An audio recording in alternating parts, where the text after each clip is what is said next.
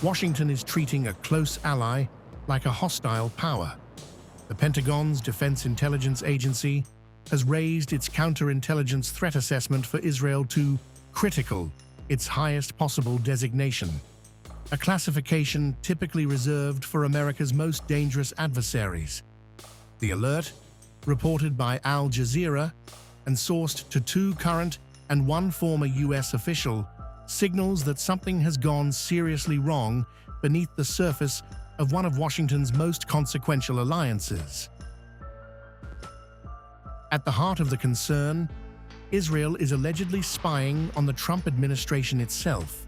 U.S. officials believe Israeli intelligence is actively attempting to penetrate the White House's internal deliberations, specifically decisions around a potential escalation or diplomatic exit in the war with Iran. The timing is no accident. Trump and Netanyahu have been at open odds over what comes next in the region, and Israel, according to officials, wants to know exactly what Washington is planning before it does. The precautions already in place tell their own story. Senior U.S. officials traveling to Israel have long used burner phones, clean laptops, and have been warned to avoid sensitive conversations in hotel rooms.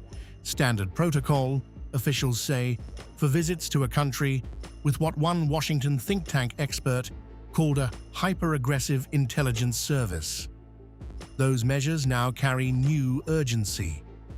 The DIA's 7-page assessment, which includes a chart of specific incidents, suggests Israeli espionage has gone, in the words of officials, well beyond what is typical and expected, even between allies. Both Jerusalem and Washington are pushing back, hard. The Israeli embassy called the NBC report completely false, flatly denying that Israel conducts any intelligence operations against the United States. A White House official went further, saying the story is false and sourced to someone with, quote, no knowledge of what's going on. The Pentagon declined to comment entirely, but the denials land against a fraught backdrop. Trump reportedly called Netanyahu crazy during a tense phone call this week, as the two leaders' visions for the Middle East war increasingly diverge. This is not the first time Israel has been accused of crossing the line with its closest ally. The Jonathan Pollard spy case cast a shadow over the relationship for decades, but the stakes today are higher.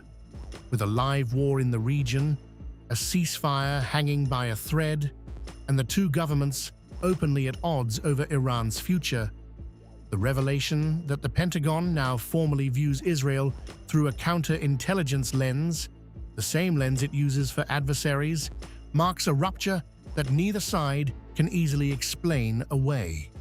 The special relationship is under surveillance of its own kind.